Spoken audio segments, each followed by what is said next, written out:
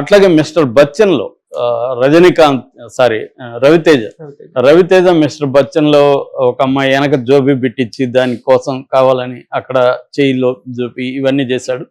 So ఇవి చాలా తీవ్ర వ్యతిరేకత వచ్చింది, జనాల్లో కూడా వచ్చింది. దాన్నే ఈమె రిఫ్లెక్ట్ చేసింది.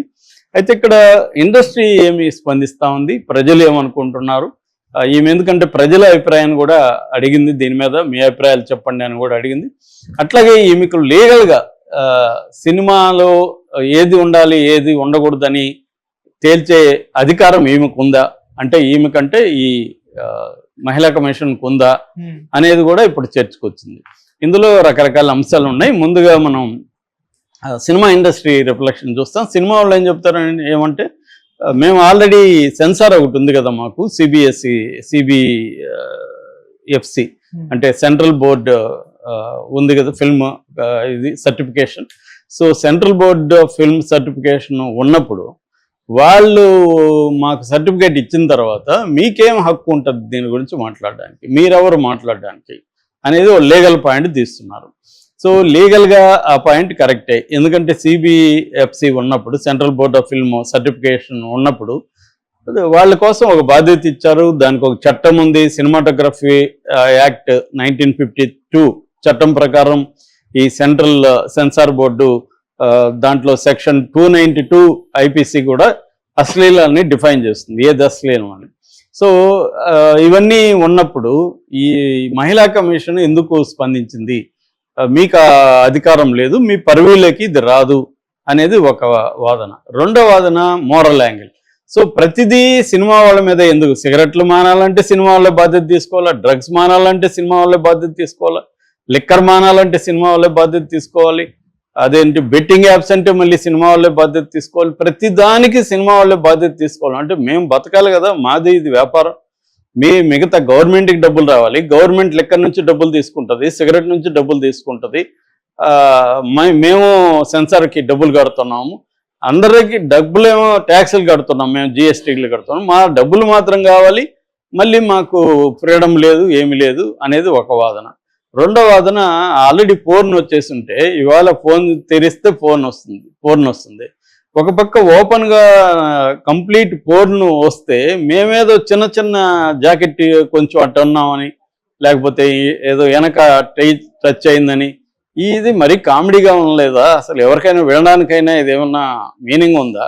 ఒక పక్క న్యూడ్ అన్నీ వచ్చేసి ఆడ పోర్ని చూస్తుంటే, ఇటుపక్క ఏమో చిన్న చిన్నవి ఏదన్నా చూపించినా లేకపోతే చిన్న డైలాగ్ చెప్పినా అయ్యే తీసేయండి అని అంటున్నారు. సో మోరల్ అనేది మాకే వర్తిస్తుందా, మరి ఈ పోర్ని మీరు ఎందుకు ఆపట్లేదు, పోర్ని మీద మీరు ఎందుకు ఉద్యమాలు చేయట్లేదు అనేది వాళ్ళ ప్రశ్న. అది కూడా లాజికల్గా ఉంది. సో ఇది బేసిక్గా వాళ్ళు అడుగుతున్న ప్రశ్నలు.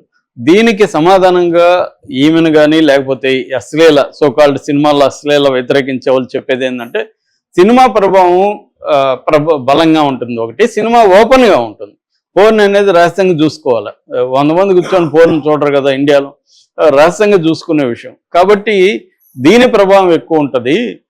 అందుకనే మేము సినిమా మీద ఎక్కువగా స్ట్రెస్ చేస్తాము, ఎందుకంటే సినిమా అనేది ప్రభావం ఎక్కువ ఉంటుంది అని చెప్తున్నారు.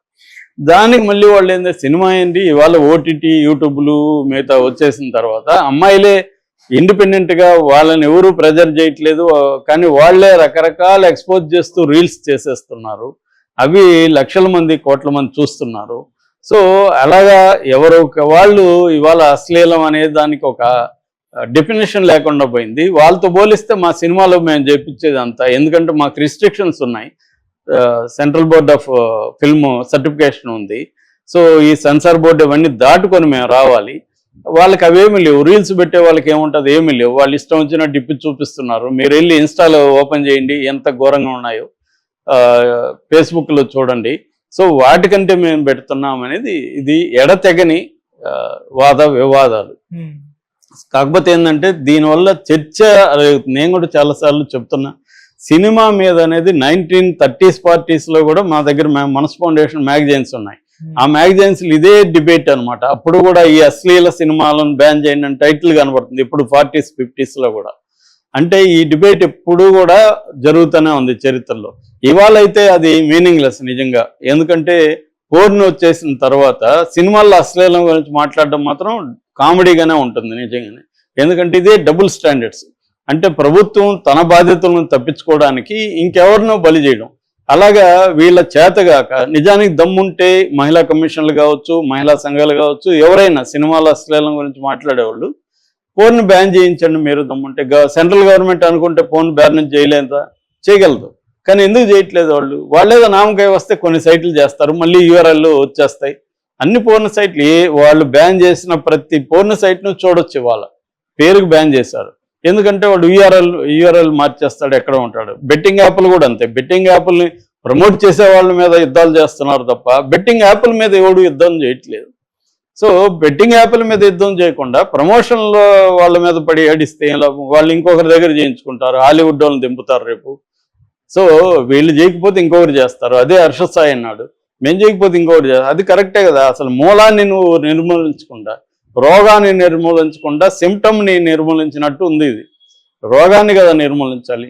సో ఇది డబుల్ స్టాండర్డ్స్ మన ఇండియన్ దీంట్లోనే ఉంది. బయటేమో లక్షలాది జంతువులను చంపి తింటుంటాం రోజు.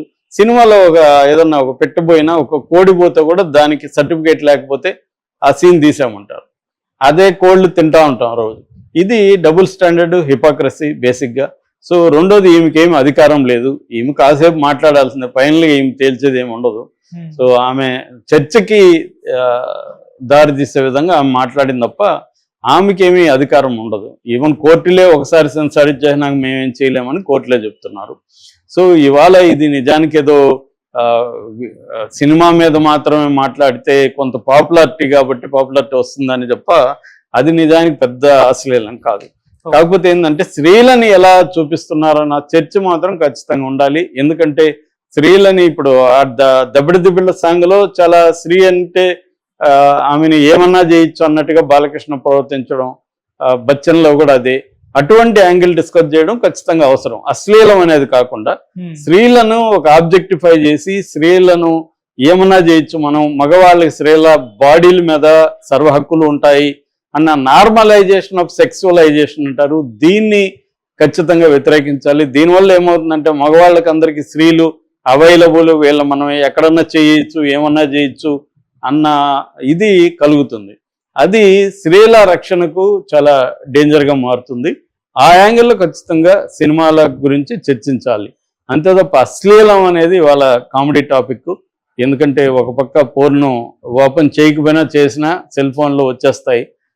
దాన్ని ఎవడు ఆపలేని పరిస్థితిలో ఉన్నప్పుడు సినిమాలో మైల్డ్గా ఉండే వాటిని అశ్లీలం పేరుతో అటాక్ చేయడం అనేది మీనింగ్లెస్. కానీ స్త్రీని ఆబ్జెక్టిఫై చేసే ఇదే సినిమానే కాదు, అనేక యాడ్లలో కావచ్చు, అనేక విషయాల్లో స్త్రీని ఆబ్జెక్టిఫై చేయడం అంటే అర్థం ఏంటి? మనం ఎవరైనా ఆమె వస్తువు, ఆమెను మనం అనుభవించవచ్చు, మన హక్కు ఉంది అన్న ఆబ్జెక్టిఫికేషన్. పూరి సినిమాల్లో అదే కదా ప్రాబ్లం. ఆయన కట్ చెప్పేసాను, నేను లవ్ చేశాను కాబట్టి నువ్వు చచ్చినట్టు నన్ను లవ్ చేయాలంటాడు హీరో. అదే కదా అన్ని సినిమాల్లో హీరో ఏంటంటే నీకు సంబంధం లేదు, నేను లవ్ చేశాను కాబట్టి నేను డిసైడ్ అయ్యాను కాబట్టి నీకు ఆప్షన్ లేదు, నువ్వు నన్ను లవ్ చేసుకోవాల్సిందే అన్న ఇది ఖచ్చితంగా దట్ ఈస్ ద ఆబ్జెక్టిఫికేషన్. అట్లాంటి వాటిని